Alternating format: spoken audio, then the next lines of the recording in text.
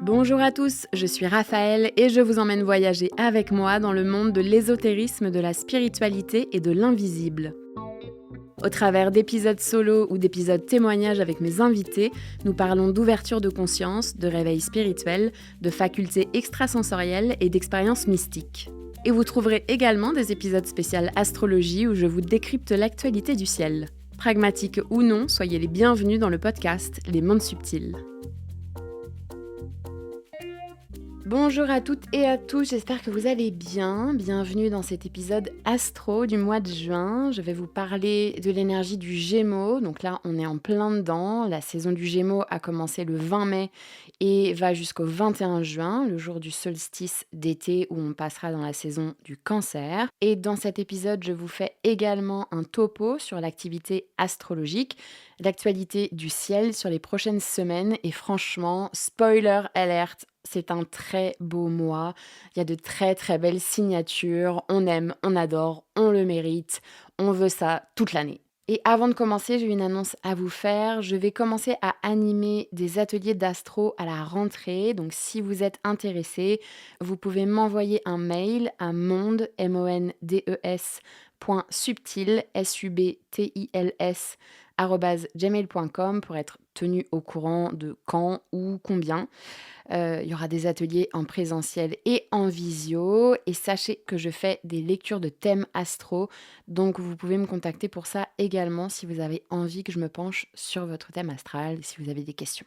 Donc là, on est en pleine saison des Gémeaux. C'est un peu la toile de fond de l'énergie en ce moment. C'est le signe qui termine la saison du printemps.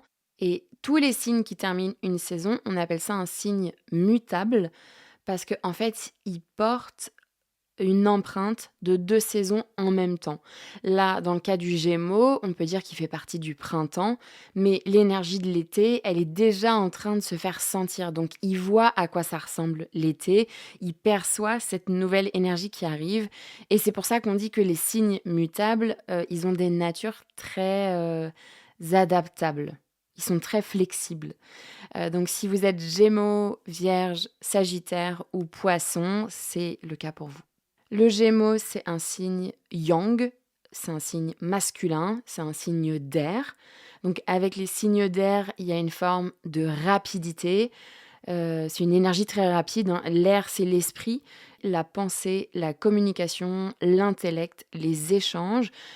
Quand on parle avec quelqu'un, on échange de l'air. Et c'est un signe, le Gémeaux, qui est régi par Mercure, la planète de la communication, des messages et du commerce, et de bien d'autres choses, mais voilà, dans ces sphères-là, dans cet archétype-là. Et je fais un aparté, si vous aimez l'astrologie et que vous avez envie de l'étudier, une des bases, c'est de connaître les signes, chaque signe du zodiaque, et pour chaque signe, c'est de connaître sa triplicité, c'est-à-dire est-ce que c'est un signe cardinal qui commence une saison? Est-ce que c'est un signe fixe qui est dans le cœur d'une saison? Ou est-ce que c'est un signe mutable qui termine une saison? Ensuite, c'est de connaître son élément. Est-ce que c'est un signe d'air, de terre, de feu ou d'eau? Et dernièrement, quelle planète régit ce signe? Et quand on a tout ça, quand on a toutes ces caractéristiques pour chaque signe, ça permet vraiment de comprendre la nature d'un signe du zodiaque. Donc notre Gémeaux, il nous dit quoi? C'est un signe expressif, flexible, jeune, intelligent, curieux, magique, inventif, qui aime argumenter, qui peut très rapidement changer d'avis, qui peut se perdre dans ses propres paradoxes et contradictions. Le Gémeaux, il aime disperser des informations, raconter des histoires, se connecter aux autres en se stimulant intellectuellement, avec de nouvelles idées, de nouvelles personnes, de nouveaux débats. Le Gémeaux, en fait, il aime la dualité. Il aime les autres dans le sens où sans les autres, il n'est pas confronté à la contradiction et au paradoxe. Ça le nourrit en fait. Et on vit dans un monde de paradoxes, donc il a de quoi faire il a de quoi faire le Gémeaux. Et d'ailleurs, quand on pense à la saison du printemps et des 3 signes qui l'habitent, parce qu'il y a 3 signes par saison, avec le printemps, on pense déjà au Bélier qui initie cette saison. Le Bélier, c'est « je suis », le Bélier, c'est le 1. C'est le processus d'individualisation. Ensuite, on a le taureau qui arrive, où là, on va ancrer cette énergie, on va découvrir le monde qui nous entoure. Donc, il y a je suis, première étape. Deuxième étape, je fais partie d'un monde terrestre. Donc, je fais partie d'un tout, avec ses avantages, avec ses inconvénients. Euh, et ensuite arrive le Gémeaux, donc le 2, la constellation des jumeaux, la dualité, l'autre. Qui suis-je face à l'autre? Comment l'autre me permet d'obtenir les clés d'évolution sur mon chemin? Comment l'autre est un miroir? Et le Gémeaux, il a besoin de comprendre en fait. Il a besoin de comprendre tous les points de vue, tous les différents angles d'une problématique, d'une situation pour avoir une vue d'ensemble. Et surtout, il a besoin d'être stimulé intellectuellement et dans les échanges. Donc l'énergie en ce moment et pendant les prochaines semaines, elle est propice à ça. Qu'est-ce qui chatouille, titille votre curiosité? C'est le bon moment pour aller flâner à la Fnac et acheter des bouquins.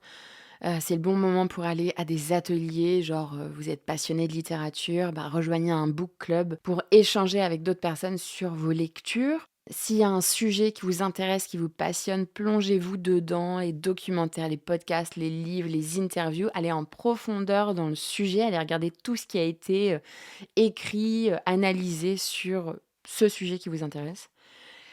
Si vous sentez que vous êtes trop seul, rejoignez des groupes, des personnes avec qui vous allez partager des intérêts communs, dans des groupes de sport, les échecs, les ateliers créatifs, il y a plein de choses.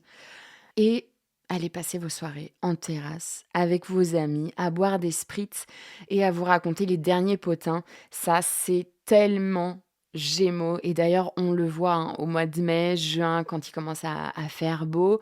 Il y a tout le monde qui est en terrasse, en train de boire des coups, de fumer des clopes et de se raconter sa vie.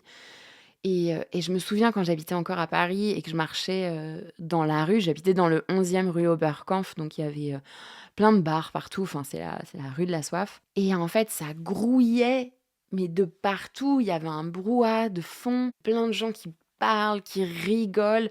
Voilà, cette image-là, c'est très Gémeaux en fait. C'est des échanges par la parole, être ensemble autour de quelque chose.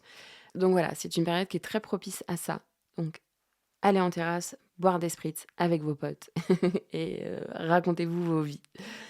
Donc ça, c'est la toile de fond du mois de juin avec notre Gémeaux. Donc allons nous frotter aux autres, à nos différences, à nos passions communes. Et en fait, il faut toujours garder en tête que l'autre, c'est un miroir qui nous fait évoluer.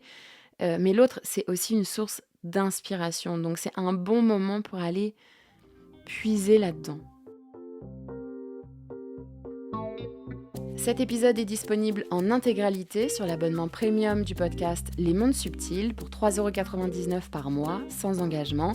Pour Spotify, vous trouverez le lien dans les notes de cet épisode.